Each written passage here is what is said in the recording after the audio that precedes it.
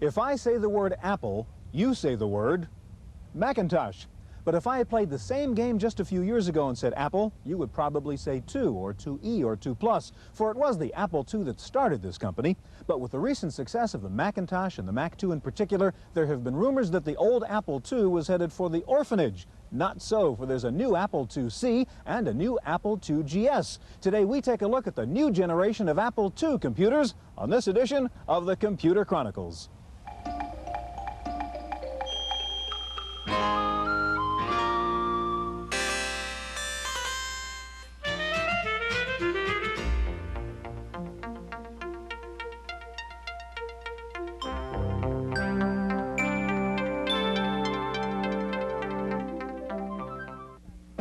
The Computer Chronicles is made possible in part by McGraw-Hill, publishers of Byte magazine, and Bix, the Byte Information Exchange.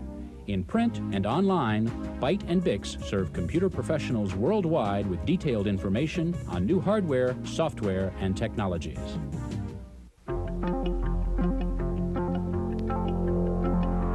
Welcome to the Computer Chronicles. I'm Stewart Cheifet, and this is Gary Kildall. And Gary, what I've got over here in this little briefcase is an original Apple I computer. Before they thought about cases for computers, this guy put it into his briefcase. This is literally a museum piece, but it's only about 10 years old, and of course it represents state-of-the-art technology at the time for personal computers. Knowing what we know about technology and PCs today, what is the point in coming out with a new 8-bit computer like the IIc Plus? Well, Stuart, it's important to understand what the Apple really, where it came from. Steve Wozniak is the guy that engineered this thing, and he was a video person as well as a computer person. He realized you could put these two things together. Great for playing games, real low cost because you hook it to your TV set. As a result, they got a head start in a lot of the other PC computer manufacturers. A lot of software was produced, good customer base. This is a sufficient machine for a lot of people to use in education, in the home, and so forth. And Apple said, well, why not service that customer base and give them a new machine?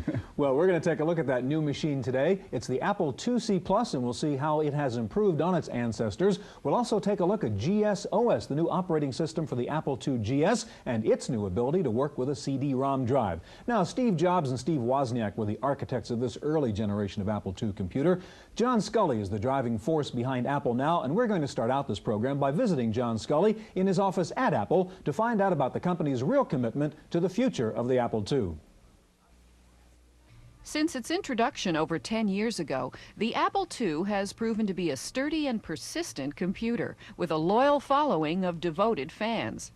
There are now about 4.5 million of them scattered around the world. But company support for the Apple II line, at least in the eyes of its owners, hasn't always been evident, as Apple President John Sculley admits. Well, I think in many ways that Apple II users have felt abandoned by Apple because they haven't heard many messages from the top people in our organization to give them encouragement that the Apple II was important. And to be perfectly honest, this was a very conscious direction on our part as we were trying to convince business users that Apple wasn't in the home computer business only, that we were also able to provide very powerful business workstations. Without the success of the Macintosh in business, we couldn't afford the huge investment we have in research and development and the support of proprietary technologies for Macintosh and the Apple II. Today, the Apple II has become 3 machines, including the little-changed IIe, the colorful 2GS, and the portable IIc Plus. But increasingly, the Apple II series appears to be headed in a different direction from the company's most powerful and expensive computer, the Macintosh. The best way to really understand the two products is to look at the software bases that they have. The software base for the Apple II is largely educational software and enthusiast software, and it continues to have a tremendous amount of new software as well as many popular titles from the past. The Macintosh, on the other hand, from the start was a computer that was aimed at higher education, colleges, universities, as well as business. Apple Computer has other reasons beside owner loyalty to keep the Apple II line moving forward. For one, it's a billion-dollar industry all by itself, and the machine has captured over 60% of the educational market. Moreover, the installed base is enough to keep users and suppliers busy for many more years. There are a lot of businesses that adopted the Apple II a long time ago that already had made the investment in Apple IIs, don't want to give up that investment. they have their files on Apple II computers, and so the Apple II GS has found its way into many small businesses. As with any other kind of computer product, the marketplace determines whether a computer will live or die. And John Scully believes that customers for the Apple II will be around for some time to come. We'll do everything we can to make the Macintosh as powerful as we can, but it doesn't mean that there aren't people out there who like a stick shift, who want to have the real feel of the chips, and that's the experience that you get with an Apple II. You're close to the technology.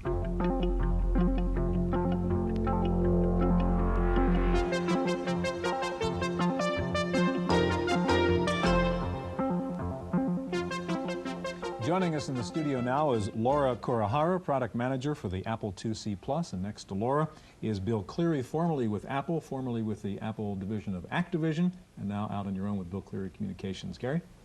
Laura, I'd say it's quite an improvement over the Apple that was in the briefcase. That Apple one. What are the new features of the Plus?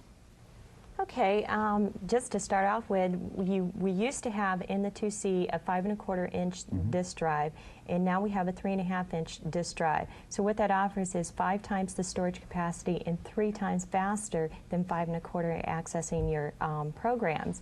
We used to have a power supply that was external on the 2C. We all remember the power. Yes, the brick on the leash. What we've done is internalize the power supply, and it resides right here inside the case. So we've done the obvious changes to the C Plus so that they're obvious, but they were important features that we needed to do to improve the C. Okay, just to be clear, that's not part of the new 2C. No, Plus. it's not. It's the old generation. It's the old generation, and it is gone away. And How about it's speed inside. improvements? Is it a faster processor? Or? Yes, what we have done is we have a custom accelerator chip that is in the C Plus, and what it does is help perform a 4 megahertz operation function for the user. So instead of running at 1 megahertz where the 2C originally ran at, you are running at 4 megahertz operational mode. And this is optional to the user. So you cold boot the machine and you're coming up in 4 megahertz. And then you can do a keystroke selection and go into 1 megahertz So those operational. programs that are dependent upon timing could still run in the new. You've got a demo, Correct. I think, in which you can show us the difference in those two speeds, could you? Yes, what I've done is this is going to be operating in 1 megahertz, so you get an idea of where we were at and where we're coming to. So what I did is, this is Math Blaster Plus. It's a popular software application for education. It's a game learning your math. So we'll go into here, and we'll be able to see across here. If you take a look at this little guy running across here, and I turn the volume up, you're going to get an idea of what look and sound of 1 megahertz looks like. Now, if I go in and I reset the machine, I'm going to reset the program into 4 megahertz. While we're waiting for it to reboot, then, you're mentioning the 3 1/2 inch floppies now. Are you concerned at all that, I mean, the whole issue with the Apple II, of course, is the gigantic amount of software out there, all of which is on 5 1/4. Aren't you concerned now that by switching disk formats, that sort of throws out that whole advantage to the user? Well, we were real concerned about that during our development process. So what we did is we seeded over 200 of our software and hardware developers, the majority of them being software developers. And what we wanted to assure is going from a transition of 5 1/4 inch media to 3 1/2. And what we did is, during this development process, encouraged developers to move to the 3 1/2 and make it available in their separate kit units on the dealer shelves. So on the day of introduction, we're real proud of the fact that we were able to announce over 500 software applications available on 3 1/2 inch media in that separate box, so the user could walk in and purchase that software application, walk home, and he'll have his 3 1/2 there without having to send a coupon in. Okay, can you show us 4 megahertz now? Yes. Now we rebooted, and we'll go back into the game portion selection. And we're going to see this little guy running around again. And Yeah, you'll be able to hear watch it him run and at 4 see it. megahertz. Huh? You're right. Get back into here and choose level 1. And here it's obviously Yeah, showing right. you a faster speed. That's 3 times the performance Okay, of the now original. Bill, obviously, not going to buy a new computer to have this little guy run faster. What are the advantages really to the 2C Plus and the kinds of users who would use that, to the greater speed, to the 3.5-inch floppy and so on? Well, I think there's a lot of, the real excitement about Apple's Apple II line, I think over the years, has been the large number of third-party solutions out there. There are products like AppleWorks, which provide, from Claris, which provide incredible functionality in terms of home productivity or even running a small business. There's just a large number, everything from Print Shop, which is really an Apple II prototype for desktop publishing, which actually impacted the high end of the business. The Apple II is just a phenomenal machine, and the real mystery or the real secret about it, I think, can be summed up in a phone conversation, just paraphrasing what happened a few years ago when I was working as a vice president of marketing at a software company here in Silicon Valley, and I was asked why isn't the Amiga going to knock off this machine, and the answer was real simple. I said, I think the Amiga can knock off the Apple II if it does the following things. If it can, within the next 2 months, get 60% of the education market, if it can get 10,000 software programs out there, and if it can get, at the time, 2.5 million loyal users to support it. And I think that's part of the magic of the Apple II, and there's a lot of reasons why I think people continue to buy them.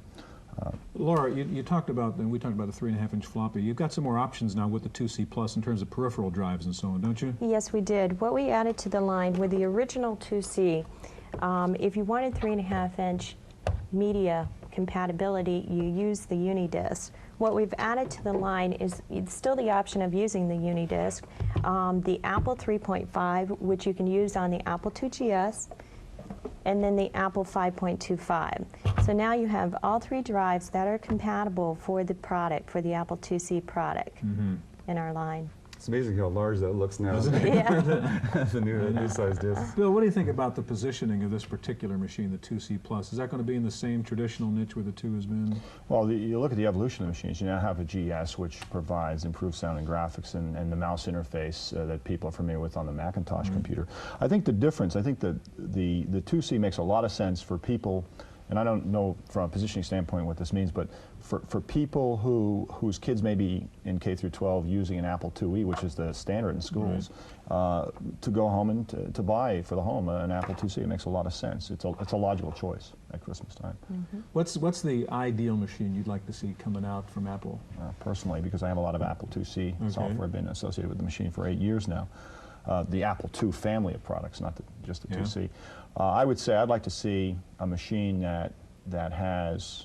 where I could run all the high-end Macintosh stuff and also could run all the Apple II stuff. It's probably an unrealistic dream. You want the Apple Master Machine. The The Master Machine was about the size of the 2C Plus there, with a flat panel screen that I could take on plane trips and whatnot. Or if I wanted to run some old II stuff, I could still do that. I think it'd be a fantastic product. I know Apple can't formally comment on this, but what would you think about that? I mean, is it a laptop Apple IIc, you know, battery powered and flat screen and so on? Would that be a sensible product?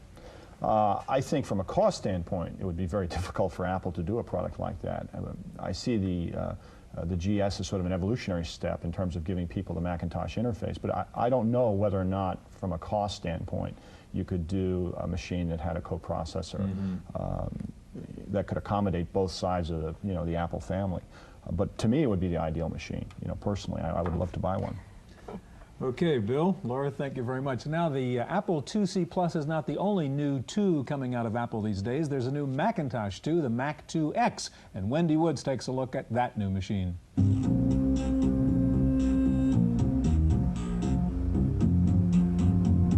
The top-of-the-line Apple model, the Macintosh 2X, breaks new ground for the company. It's the first Apple Mac to use Motorola's powerful new 68030 microprocessor.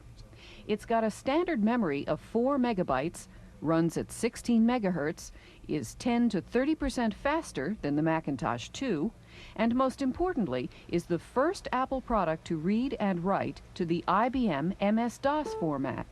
The message we get most clearly is people love our technology and they want to use it. And the less painful we can make it for them to transition out of an old technology, the easier it is for us to sell our technology. The Macintosh 2X drive is operated by Apple's file exchange software, which can read and write 3.5-inch MS-DOS or OS/2 diskettes, Macintosh diskettes, or Apple II Pro-DOS diskettes. In this demonstration, the 2X is reading and converting a Lotus 123 file made on an MS-DOS laptop to a file that can be used in Microsoft Excel on the Macintosh. Within a few years, this top of the line will become the middle of the line, and you can see the direction in which Apple is heading. A future of powerful color Macintoshes in which the data from many kinds of machines will be interchangeable. In Cupertino, California, for the Computer Chronicles, I'm Wendy Woods.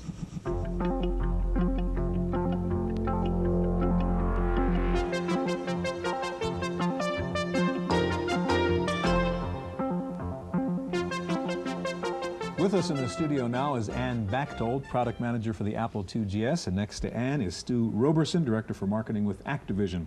Yeah, and over the years we've seen various versions of the Apple II. We just saw the C Plus and so forth. How do you differentiate the GS from the rest of the Apple line? The GS is the top of the line for the Apple II product family, and it sells into both consumer as well as education markets, but it's really the most powerful platform we have. But it is still an Apple II Oh, it's compatible. Definitely an Apple II, and it runs all the Apple II software that's available. Can you show us what it looks like? What you're working with? Sure. The key thing, Ann, is really the operating system here. Yes, it's not a definitely. new machine, it's a new operating system The for GS the has been out for almost 2 years, and what I'm booting up right now is the new Apple II GS system software, version 4.0, which we recently introduced about a month ago at Apple Fest. Well, while it's booting up, have you identified the customer base now? Obviously you have over the past 2 years. Who buys the GS? People who are interested in doing home productivity, families, and we have a very large education base in both K through 12 areas as well as some college base, but it's primarily a K through 12 machine and home productivity machine for families. Okay. So what we're booting into right now is basically the heart of the new system software, which is GSOS, the new operating system. And some of the improvements that GSOS brings to the GS are, first of all, increased disk access, which, as you can see, definitely speeds the boot time of the system over our previous system software. And we've also introduced the concept of file system translation. And essentially what file system translation allows us to do is access data files from other operating systems. And what we've done is we've created new tools called FSTs, or file system translators, which allow us to do that. And one of the things I'd like to demonstrate today is the file system translator for the High Sierra file system. And as you can see, we've got a system right here that's configured with CD-ROM. And one of the things that we can do is, through using the High Sierra FST, we can actually access applications, CD-ROM applications such as Bookshelf, which is from Microsoft. And bring it right into Multiscribe. And bring it right into Multiscribe. Multiscribe is a very popular GS word processing program. A lot of our users have it. So what I am right now, I'm in a Multiscribe file, and what I'm going to do is go into my disk area, and I'll go ahead and scan through some of my different volumes here until I bring up Bookshelf. And I'll go ahead and open a Bookshelf file. Let's just say I want to access Bartlett's quotations, for instance. And I've actually imported a data file from Bookshelf into my Multiscribe package. And this really opens up the world of CD-ROM for our users, and especially our education customers are very interested in being able to access all the data that you can find on CD-ROM applications. What other kind of applications do you really see in the CD-ROM area? Well, CD-ROM is really a new industry for us, and it's really exploding, and we're supporting it now with the CD-ROM drive that we introduced in March. And this is the first time we've actually supported it on the Apple II line. So any large storage application, this one is a good example. I guess encyclopedia. Exactly. Exactly. Quickly, Ann, could you run us back to the operating system and show us some of the new tools that are in the OS? Yeah, in addition to the new operating system, we've created 2 new utilities that will really help our users better manage their hard files, as well as configure their systems. As you probably know better than I, computing is becoming much more complex. And so 2 of the new utilities that we have, what I'm launching right now, is the installer. The installer is a great program because it allows the user to really easily configure their systems. If you start adding hard drives and CD-ROMs and various other things, it becomes somewhat complicated to make sure you have the right drivers. So on the right or left-hand side right here, I have some of the different drivers that you can add to your system, everything from MIDI to image writer support to CD-ROM support. Let's just click on CD-ROM and install this driver. That way I know I'll definitely be able to run this program. And what you can see right now is a little box that's giving you feedback on the process of adding the driver as well as what files are being added. So you don't have to worry about the different system file management. It's taken care of it for you. You've got one other new utility in there, don't you? Sure. Let me get out of this and we'll go into the advanced disk utility. Right. And that lets you do what? The advanced disk utility really helps you set up your hard drive and manage the information that's found there. And users, when they first start setting up their hard drive, they'll need to either initialize it or zero it out if it has other information. But another important element to this is partitioning, and that's something we haven't supported prior to today, or actually in the last month. And what I'm showing you right now is a new partitioning utility. And what I have on the right side here are 3 different partitions that we've set up on this particular hard drive, and I'll show you that we can change the partition size as well as... and why are you partitioning the disk? Sure. One of the reasons you might partition a disk is to have different file formats. Okay. Maybe you want to mix Pascal files with Protoss files, things like that. So I can add and delete partitions and change the partition sizes. So. Okay, Ann, can I ask you to load up Stu's program while I talk to Stu? How important is the 2GS as a product line to software developers like Activision? Well, Activision is really dedicated to the Apple IIgs and to that education and home marketplace that Ann had mentioned. To the large growing developer base, I think you're seeing a lot more activity in the GS as some of the original Apple II developers have now started shifting their emphasis over to the new machine. Do you have any idea what the size of that market is now? Right now, there's over 300,000 2GSs installed, and that's growing. We anticipate, as what happened last year, that during the Christmas quarter, they'll sell more Apple IIGSs than any other Apple CPU. Stu, you've got a paint program from Activision, which takes advantage of the graphics of the GS. Describe it and show it to us. Yeah, this is PaintWorks Gold, and PaintWorks Gold is one of 8 products that we make for the Apple IIgs. PaintWorks Gold was derived from PaintWorks Plus, which is a 512K version of the product for ease of use and has made its way into many schools. What we're going to take a look at here is some of the advanced features that you can do with the 2GS using PaintWorks Gold. Now, the image it's going to load is one that you may have seen. It's the Taj Mahal. And we're going to use 2 features, Slippy colors, which is a unique feature, and then masking colors to make the Taj Mahal actually reflected in the pool below. What Slippy colors actually allows you to do is define colors for your lasso tool to slip around. So we're going to define all the colors that are used in the sky. Then we're going to choose our lasso tool and select the Taj Mahal. You'll note once I have released this that just the Taj Mahal is selected. This allows you to pick out objects that you want from any painting. Now we're going to go ahead and flip this Taj Mahal around to paste it down below. So we'll just flip it vertically, and now we have our Taj. Now I'm going to move the screen around a bit, so first we'll cut this out, grab our handle. Now let's paste in the Taj Mahal. As we move it up, now we have a perfect reflection. Well, near perfect, because you can see it's overlapping the grass. Well, that's where masking colors comes in. We can actually mask these colors so that you can paint behind them or around them. Show us how you do that. Go ahead and mask some colors here. And I'm going to mask every single color and then unmask the colors that may be in the water. Now you'll note as it has made its selection that instantly the Taj goes behind. In fact, you can actually paint behind the other objects that you see here on the screen. Now the last thing that we're going to do here is just make this a nice sunset picture. And we'll do that by changing the colors. Now the sky was actually created using some gradient colors. We'll go in and change those colors. We'll choose a color of red, and I want to adjust my entire palette to it. And I'll start picking out some oranges that might work well in a sunset sky.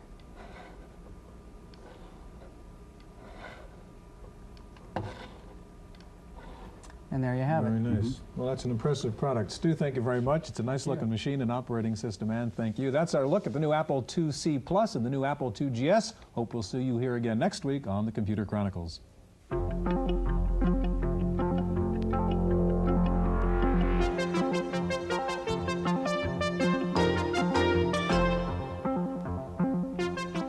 random access file this week, an announcement from Toshiba that could replace floppy and hard disk drives in the near future. Toshiba says it has developed a 4 megabit electronically erasable programmable read-only memory chip. The chip provides a readout time of 1.6 microseconds. This is approximately 1,000 times faster than conventional floppy disk, and it takes the chip 1 microsecond to erase or store data.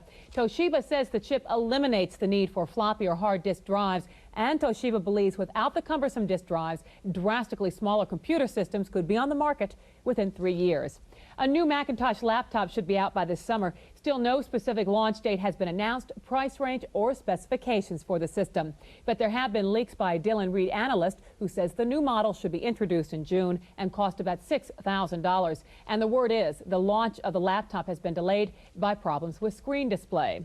President Bush has okayed the foreign takeover of the U.S.'s last major producer of silicon wafers used to make computer chips. A West German firm has bought the California Monsanto Electronic Company. The U.S. now produces none of the silicon wafers made in the world, while the Japanese provide 70% and European companies 26%. The sale of Monsanto, the world's 6th largest producer of the wafers, was announced last November. TV newsman in St. Petersburg, Florida, has been arrested for allegedly cracking his former employer's computer system. Michael Shapiro left his station for a competitor 4 months ago. In January, an investigation showed that files were missing from his former station's newsroom computer. A probe by the phone company led police to Shapiro. Shapiro is now on a leave of absence from his current job. He is facing 14 counts of computer-related crime. His bond is set at $14,000. Making long-distance phone calls and charging them to your home couldn't get much easier than this. U.S. Sprint is testing a telephone calling card that can only be used when the cardholder's voice print is verified. The voice card, as it's being called, is being tested by employees and selected customers. Here's how it works. Dial the 800 number, then dial in an easy-to-remember number like your birth date, then give a 2-second verbal password. Your voice is then compared to your voice print on Sprint's record. If it matches, the call goes through. If not, it's blocked.